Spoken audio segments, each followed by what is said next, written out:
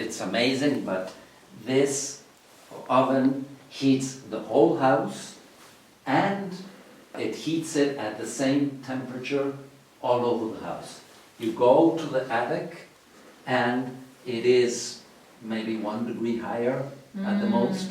It is practically the same because the mass of the house in clay is distributed all around, and therefore it's between 18 and 20 degrees all year round.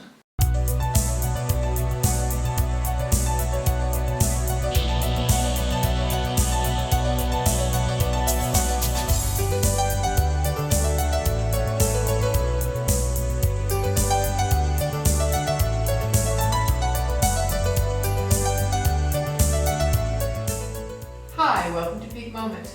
I'm Janaea Donaldson.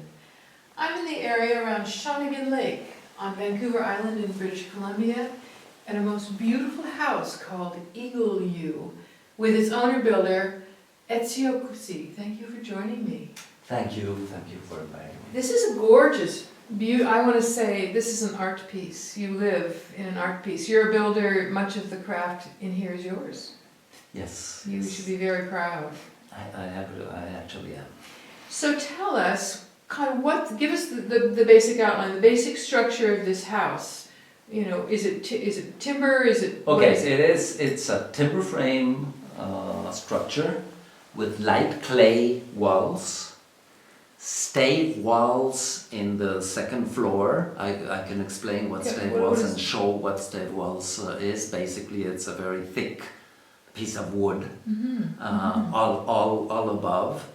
Then living roof, and the upper part of the roof insulated with light clay. Let me go back to a couple pieces here. So tell us what a living roof is. Let's start with that. We'll start from outside. Okay, basically the living roof is a roof in which you have plants. The plants provide the cover, provide part of the insulation, and by having a living thing on top, you avoid the need to change every 30 years the roofing surface. Yes, right. The roof. But they must be on something that keeps the rain from going it's a through. complex set of things. It starts with a tire-like surface that is one single. Okay. It's a membrane of some sort. It's a membrane, exactly. Okay. It's a membrane. Then there's a fabric on top of that. Okay. Then there's perlite. Okay. Then another fabric.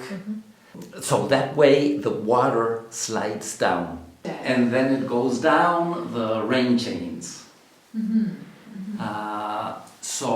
And on top of that, you have coffee sacks that are sewn together, and that provides the anchor at the beginning for the plant roots to take hold. Okay.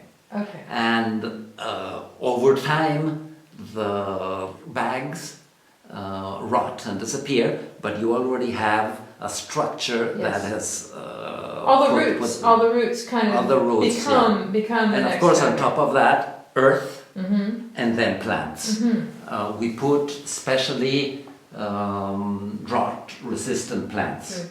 So right now it has drip irrigation. And in 2 or 3 years I will take off that drip irrigation and put it somewhere else, and the living roof should do without the need for water. Great.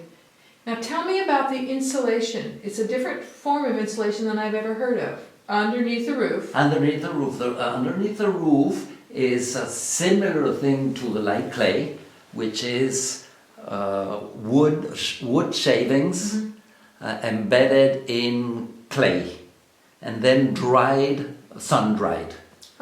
So that you put on top of you fill the 1 foot cavity insulation, which gives a much better insulation than the normal one. Is it really heavy? No, it's Is that's- relatively light because it's the clay is dry. So Yeah. I mean, so probably what you fairly want is thin. fluff. What Fluff. you want is fluff. Clay covered wood fluff. Is that about right? Wood shavings, sort of. That would be a good rule. And you pointed out that what's really nice is it's not going to get mildewed. It does not mildew, and it is fire retardant. Oh, excellent. So That's really I don't believe that this house, in spite of being out of having a lot of wood, can burn.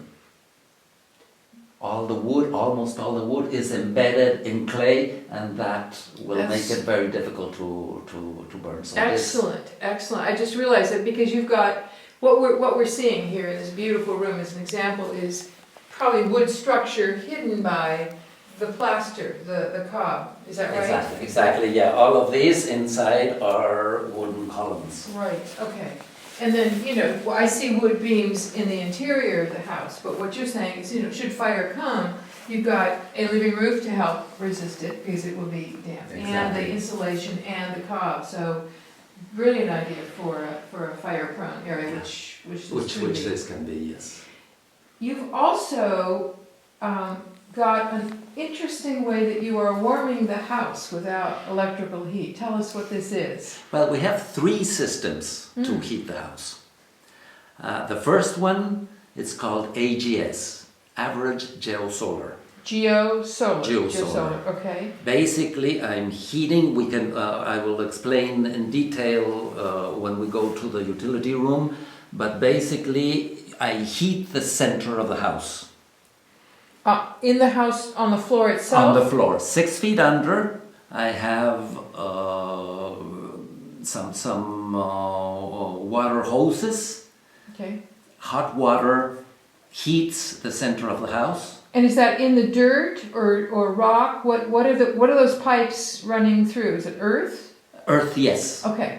Okay. Yes, in the earth, just You buried just underneath. dug a hole and then filled it with. We made a trench 6 feet under, and we put in the thing. Then it goes around. We filled it up. Then around so that it goes boom, boom, boom, boom, boom, and it's heating all of the center of the house. Let me ask this: are the pipes? You said 6 feet down. So are they 6 feet down? Are there any higher than that?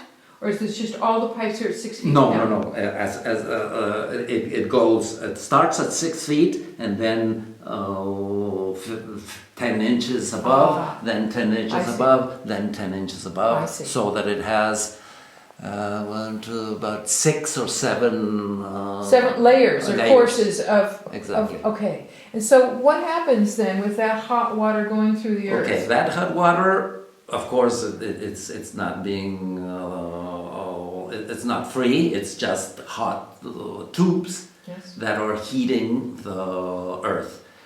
The heat starts rising, going up. That's its normal physical property, and it hits a rectangle in the center of the house that is 12 inches of pumice. This pumice is an insulation. So the heat hits the insulation, and it does not go up higher, and then it starts traveling to the sides. Okay. 5 months later, it rises inside the house, in the outskirts on the periphery. Of the house. I see the edges.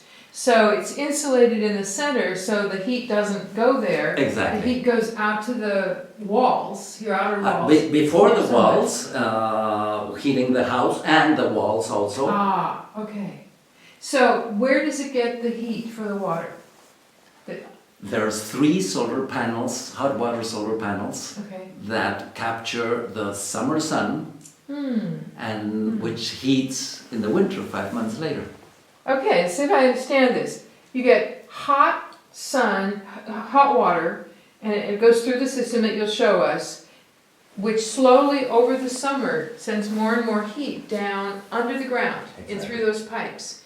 which you probably don't feel in the summer particularly because it's just continuing to heat up the earth down there. And then in the cool months like this, that heat begins to spread and warm your house. Exactly, it starts rising, traveling to the sides, and coming out 5 months later, starting in November, December, and then it heats the... The only problem that it has is that, like many other natural systems, it takes time. The first year, it went up to 22 degrees. See. But that was, and in the middle of December, it was 14 degrees underneath.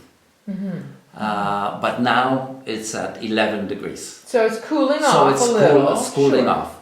The theory and the practice in many places is that over time, each year, you're heating a much larger area because the mass underneath the house, of course, is enormous. Huge. So you're heating that huge mass, and it takes time.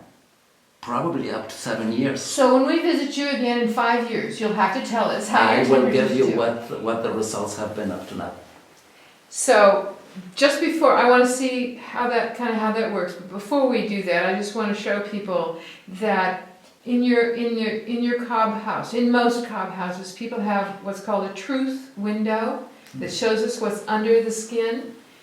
And yours is a gorgeous yin yang. Yeah.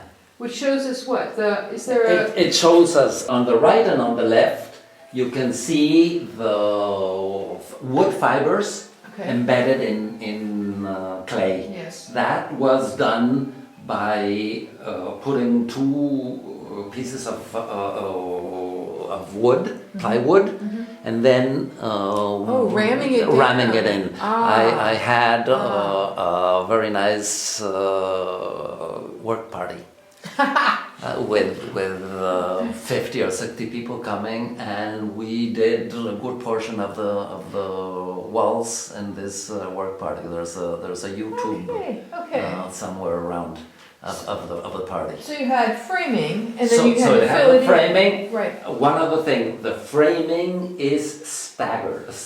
That means that there's 6 by 2s. Those are 6 by 2s. So there's a 6 by 2 here, and there's a 6 by 2 here, so that there's no heat bridge. Right. Okay. So you know it gives even better insulation, and it's 1 foot of insulation. Wow. Of wall insulation. Wow. That's wonderful. So will you show us kind of how the AGS, a little bit about how the piping works? Yes, I can show you. Shall we? So this is a utility room, and I'll explain how this works. From up there, that we have the tubes that are coming directly from the solar panels. It's hot glycol, so because it can freeze up there. So to avoid it freezing, we use glycol. That comes down here. It's distributed here, and from here it goes to this, which is a heat exchanger. Okay. The hot glycol heats the water and makes it hot. So there's the glycol is in here, and there's also hot water tubes. Is that what? Yes. There are some tubes that go in with glycol, and tubes next to it with hot water. Okay. With water. Yeah. Which becomes hot, which absorbs the heat from the glycol, and then it goes here into the hot water for the house. That's the regular, like a regular hot water here. Like a regular hot water. Once it reaches the temperature that it's supposed to reach, then it has extra hot water from up there, so, extra heat. Sure. So that same hot water is injected into these tubes. Okay. These tubes go under the house, at the center of the house, all along 6 feet under. So this is what you mentioned, this is the tubes that go in the trench. Exactly. In several layers. Exactly. And Okay. so that it goes boom, boom, boom, boom, boom. As the hot water is embedded in the earth, it heats the earth. So when the water comes up here, it's much lower in temperature. Okay, So it's left the heat down there. so when it comes back, so It the comes pipes back. come back up into Yes. here, okay. So it's a closed circuit. Because it comes back into this It exchanger, goes up gets here heated, again. It's and heated, Aha. and then it goes back And again. around and around and around we go. Right, right. And Okay. then it's heating the earth, the enormous mass underneath the house, and then it goes. Then what we have here is the different temperature that we have down there. For right now, at 6 feet under is 9.7 degrees. At 3 feet, which is a little bit higher, is 10, which means that the heat is rising. Yes, it's that which is what warmer you want. above than Which is below. what you want. And then 3 feet under, but separated from the center of the house, and then close to the surface is 11 degrees. So the heat, what it says to me is the heat has moved up and it's moved out. Exactly. And you've got the warmth that you want at the side of the house. Exactly, Outside. it's getting that. And this at the beginning of at the end of the summer, or the beginning of the winter, it was 22 degrees. And in the middle of December, it had gone down to 14 degrees, and now it's gone down to 9.7. So you're watching the heat it. is going up, and of course I'm losing heat to the surrounding mass over there. But over time, in 7 years, we'll have... You'll just be cozy as can be. Yes. We'll come back and check it out. Good. Now, you've also got another system that I know of, which is this wonderful masonry hearth, a way to heat the center of the house. Would you show that to us? Gladly. Ezio, I noticed the moment we walked in, the warmth radiating from this gorgeous sculpture. Tell us, how does this work? What is it? Okay, this is a masonry oven in the type that is very much used in Northern Europe, Austria, Germany, and of course the Scandinavian countries. It's called in German Kacheloven. This works in a very peculiar way, and it has several advantages for burning wood. When I start the fire in the hearth, I open this, And what it does is it closes or opens the way for a direct line for the smoke to go out. Oh. So at the beginning, when it's cold, I light the fire and leave it like that, so that the full part of the chimney is warm. Once that happens, I close it so that the smoke that was going up directly to the chimney goes into a second conduit, and then goes down into the So it goes down in close to here, the floor. is that right? It comes Oh. out. It comes out here, Yeah, that's and when warm. it turns around, goes over there, turns around, comes here, comes here, comes here, and then up. So make sure I understand. The heat comes from the heat box, the wood box. Yes. And it goes on a low level down to here, Yeah. back comes back around to the middle level and this level and then this level. So you've got 4 levels, and then finally then out it the goes chimney. up. So you've captured all the a great portion of the heat.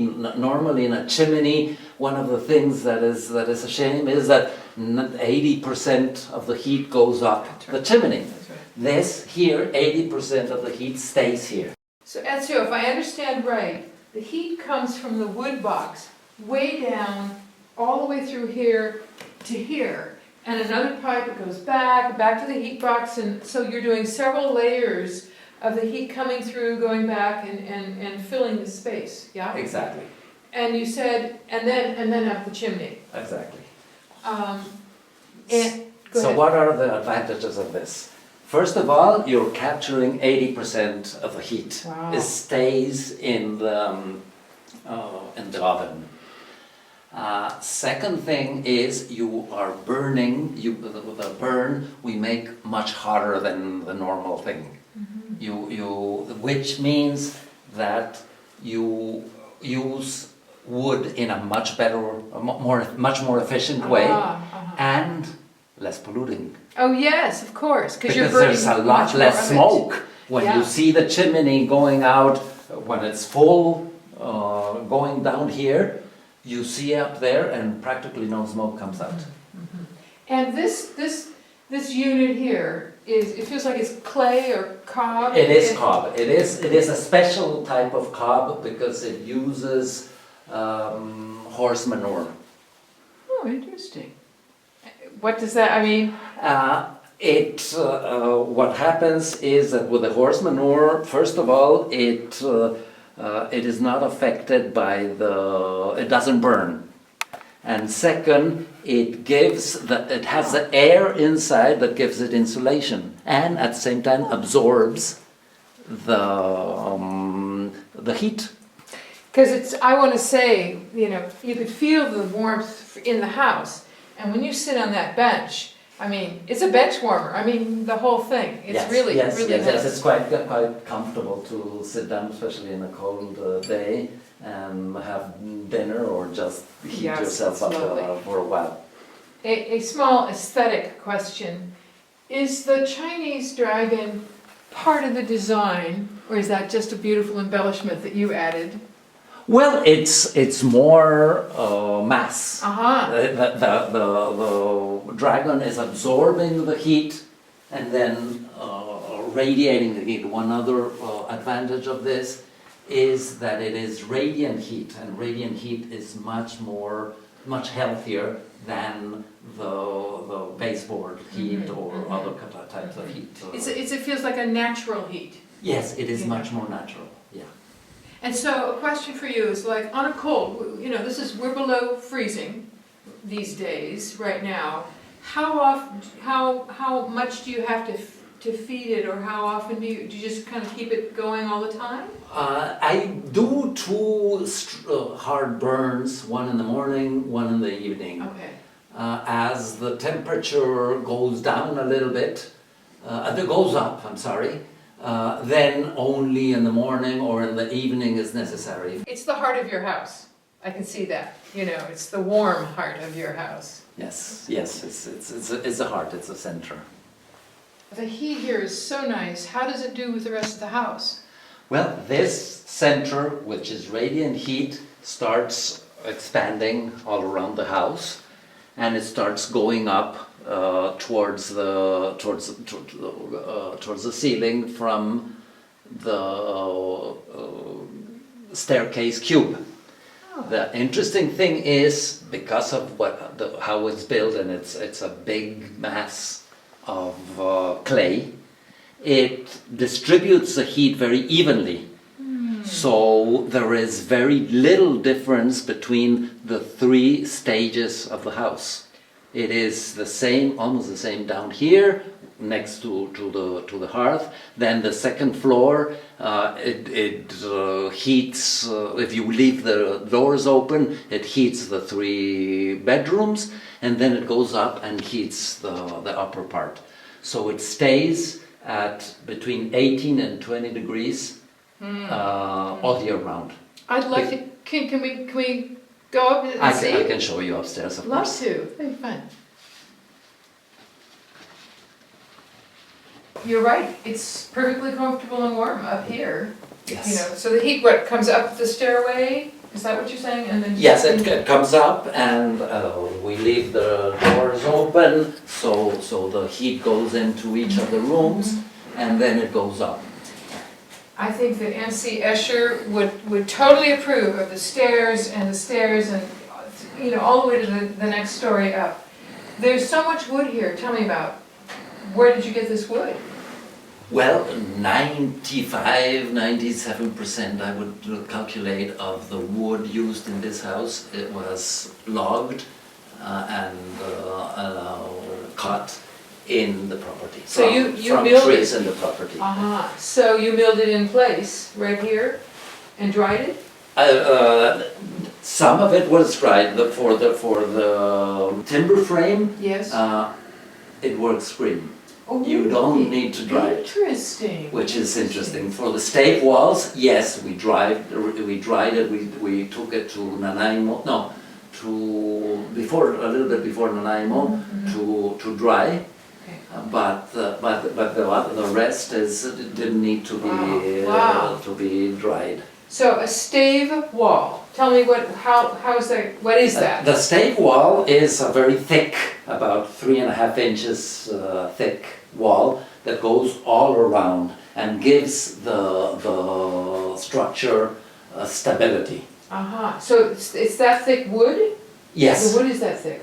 Oh. Yes, all of these is very, very thick wood. And then you have another layer outside that adds because I think the window is deeper. After that, there's insulation. There's light clay insulation, and then the outside siding or exterior. Yes. This is a magical house, and a comfortable house, and as I said at the beginning, it's a piece of art. You know, if you came to visit, you would be enchanted by the handwork everywhere. I am with Ezio Cusi, who's an artist and the owner-builder of a very warm and very beautiful house. You're watching Peak Moment. Join us next time.